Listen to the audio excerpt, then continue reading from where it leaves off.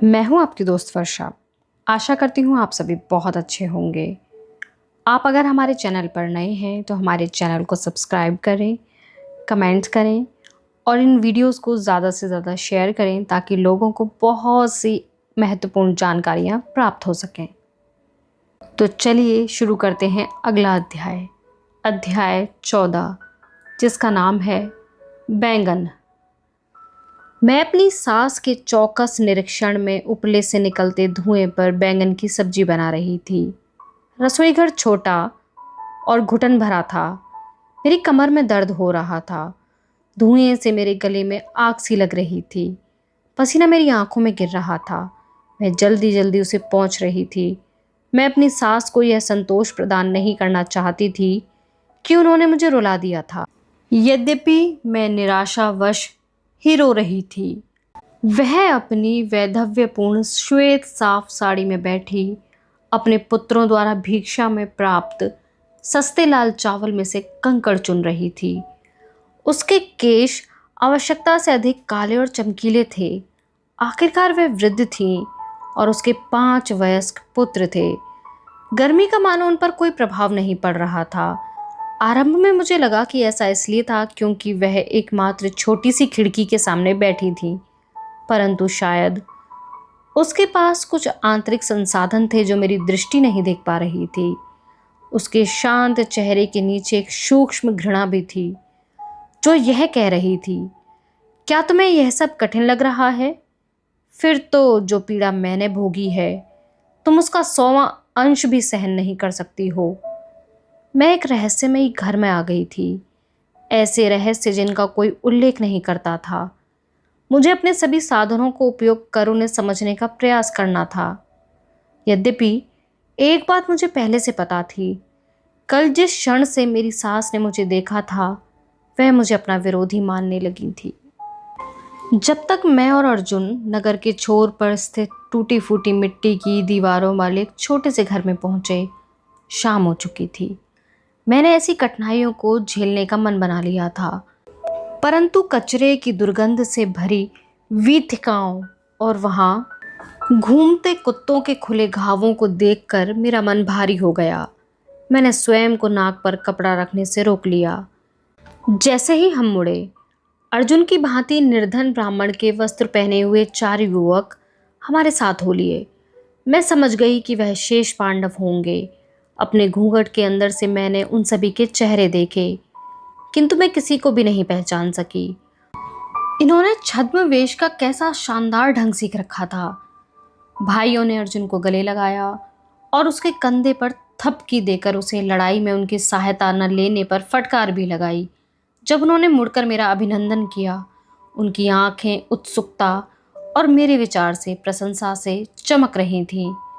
मुझे ठीक से नहीं पता था कि एक नववधू को अपने देवरों से किस प्रकार मिलना चाहिए, इसलिए मैंने सिर झुकाकर उनके समक्ष हाथ जोड़ दिए।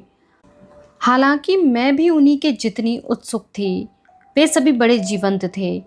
सबसे छोटे 2 मस्करी करते हुए बता रहे थे कि किस प्रकार पराजित राजागण मेरे पति से दूर भाग रहे थे। उनसे बड़ा भाई, जो अत्यंत बलिष्ठ था, अपने घुटने पर हाथ मारकर जोर जोर से हंस रहा था तथा सबसे बड़ा भाई प्रसन्नतापूर्वक उन्हें देख रहा था। मेरा पति उन सबके द्वारा की जा रही प्रशंसा से प्रसन्न था, यद्यपि वह मौन था। उन सबके सामने आने पर उसने मेरा हाथ छोड़ दिया था। हालांकि मुझे इस बात की कोई चिंता नहीं थी। सबसे बड़े भाई ने, यह युधिष्ठिर होगा, हमें जल्दी चलने को कहा, हमें देर हो रही है। वह बोला, तुम्हें पता है ना माँ को कितनी चिंता होती है। हम अंतिम मोड़ पर पहुंचे तो सामने कुटिया थी, जो वहां अन्य कुटियाओं में सबसे निम्न स्तर की थी। छोटी सी खिड़की से मटकों की खनक सुनाई दे रही थी। भाइयों में जो सबसे ऊंचा था, यदि मुझे उसका नाम ठीक से ध्यान था तो वह भीम था। उसने अर्जुन को पलक झपकाकर संकेत दिया। माँ सदैव अत्यंत गंभीर रहती हैं, चलो उनसे थोड़ा विनोद करते हैं। इससे पहले कि शेष भाई उसे रोक पाते, वह चिल्लाया, माँ देखो आज हम क्या लाए हैं। पुत्र, उस स्त्री ने कुलीन स्वर में कहा, मैं भी बाहर नहीं आ सकती, अन्यथा खाना जल जाएगा, परंतु हमेशा की भांति जो भी तुम लाए हो उसे सभी भाई परस्पर बराबर बांट लो। सभी भाई लज्जित महसूस कर एक दूसरे को देखने लगे। युधिष्ठिर ने भीम को त्योरियां चढ़ाई। तुम सदैव किसी न किसी मुसीबत में फंस जाते हो और हमें भी घसीट लेते हो। मैं जाकर माँ को समझाता हूँ। वह झुककर छोटे से द्वार से भीतर चला गया। मैंने सोचा कि वह शीघ्र ही वापस आ जाएगा, किंतु वह काफी देर तक बाहर नहीं आया। शेष भाई भी बेढंगा सा मौन साधे प्रतीक्षा करते रहे। मैंने महसूस किया कि वे लोग अपनी माँ की अनुमति के बिना मुझे भीतर आमंत्रित करने में संकोच कर रहे थे। मैंने अर्जुन को देखा, किंतु शायद वह जानबूझकर निकट की एक कुटिया से निकलते धुएं को देख रहा था। मैं द्योड़ी पर एक अवांछनीय और शुष्क अवस्था में खड़ी थी। जिन पश्चातापों को मैंने अपने से दूर कर दिया था, वे सब मुझे गिद्धों की भांति अपने पास आते हुए प्रतीत हो रहे थे। जब मेरे पांव बहुत दर्द करने लगे तो मैं जमीन पर बैठ गई और मैंने अपनी पीठ कुटिया की दीवार पर टिकाकर आंखें बंद कर ली। मुझे झपकी आ गई होगी। जब मैंने आंखें खोली तो मेरी सास मेरे सामने बर्फ की प्रतिमा की तरह खड़ी थी। यद्यपि मुझे उसके पुत्रों की पहचान पर संदेह था, मुझे तुरंत समझ में आ गया कि मैं विधवा रानी कुंती को देख रही थी। कुंती मसालों का प्रयोग नहीं करती थी, अथवा वह नहीं चाहती थी कि उनकी वधू मसाले खाए। उन्होंने मुझे एक गूदेदार बैंगन के साथ नमक की एक डली तथा जरा सा तेल दिया और मुझे दोपहर का भोजन बनाने के लिए कहा। मैंने उनसे पूछा कि क्या मुझे थोड़ा सा अदरक और कुछ मिर्च मिल सकती है, थोड़ा सा जीरा भी। उनका उत्तर था, यहाँ बस यही है। यह तुम्हारे पिता का महल नहीं है। मैंने उसके शब्दों पर विश्वास नहीं किया। पीछे एक आले में मुझे कटोरे, मर्तबान और एक छोटी थैली दिख रही थी। जमीन पर रखे सिलबट्टे पर पिछली बार प्रयोग करने के बाद पीले निशान भी थे। मैंने अपना क्रोध पी लिया और धार रहित चाकू से बैंगन को काट लिया। मैंने उसमें नमक लगाकर उस कढ़ाई में डाल दिया। तेल बहुत कम था। उपले से निकली आग की लपट ऊंची उठी और मुझे समझ में नहीं आया कि मैं उसे कैसे कम करूं। कुछ ही देर में बैंगन के टुकड़े जलने लगे। मैं हार मानकर उन्हें जलने देना चाहती थी, परंतु तभी मैंने मुड़कर देखा कि कुंती के मुख पर अत्यंत सूक्ष्म मुस्कान थी। मैं समझ गई थी कि यदि मछली को भेदना अर्जुन की परीक्षा थी, तो यह बैंगन मेरी परीक्षा के लिए था। मुझे कुछ कहने से पूर्व कुंती ने अपने पुत्रों से कहा, अपने समस्त जीवन में, यहाँ तक कि कठिनतम पलों में भी मैंने जो कहा उसे पूरा किया गया। मैंने स्वयं को वचन दिया था कि मैं तुम लोगों को तुम्हारे पूर्वजों के कक्ष में बड़ा करूंगी, और लज्जा सहन करने के बावजूद मैंने अपना वचन पूरा किया। पुत्रों, मैंने तुम्हारे लिए जो भी किया, यदि तुम्हारे लिए उसका कुछ भी महत्व है तो मैंने जो कहा तुम्हें वह पूरा करना चाहिए। तुम पांचों को इस स्त्री से विवाह करना होगा। मैं उन्हें देखती रही और उसके कहे शब्दों को आत्मसात करने का प्रयास करती रही। उन सभी को मुझसे विवाह करने की बात कहकर क्या वह मजाक कर रही थी? नहीं, उनके चेहरे से स्पष्ट था। मैं चिल्लाना चाहती थी, 5 पति? क्या पागल हैं? मैं कहना चाहती थी कि मेरा विवाह अर्जुन से हो चुका है, परंतु व्यास की भविष्यवाणी मुझे याद आ गई और मैं उनका विरोध न कर सकी। कुंती के शब्दों में छिपे सूक्ष्म अपमान को मैं देख रही थी। इस स्त्री शब्द से लगा मानो मैं कोई अनाम सेविका हूँ। मुझे क्रोध आया और बुरा भी लगा। कुंती के विषय में सुनी हुई कथाओं के आधार पर मैं उनकी प्रशंसा करती थी। मैंने ऐसी कल्पना की थी कि यदि वह मेरी सास बन गई तो वह मुझे पुत्री की भांति स्नेह करेंगी। अब मुझे समझ आ गया कि मैं कितनी भोली थी। उनके जैसी स्त्री ऐसी नारी को सहन नहीं कर सकती थी जो उनके पुत्रों को बहकाकर उन्हें उससे दूर ले जाए। सभी भाई अनुमान भरी दृष्टि से मुझे देख रहे थे। उन्होंने विरोध नहीं किया। शायद उन्हें अपनी माँ की अवज्ञा करने की आदत नहीं थी, अथवा यह विचार उनके लिए उतना असंगत नहीं था जितना मेरे लिए। केवल अर्जुन ने कहा, आप हमें ऐसा करने के लिए कैसे कह सकती हैं? यह धर्म के विरुद्ध है। चलो अब भोजन करते हैं, कुंती ने कहा। इस शांतिपूर्ण स्वर के नीचे उनकी आवाज में इस्पात सी कठोरता थी।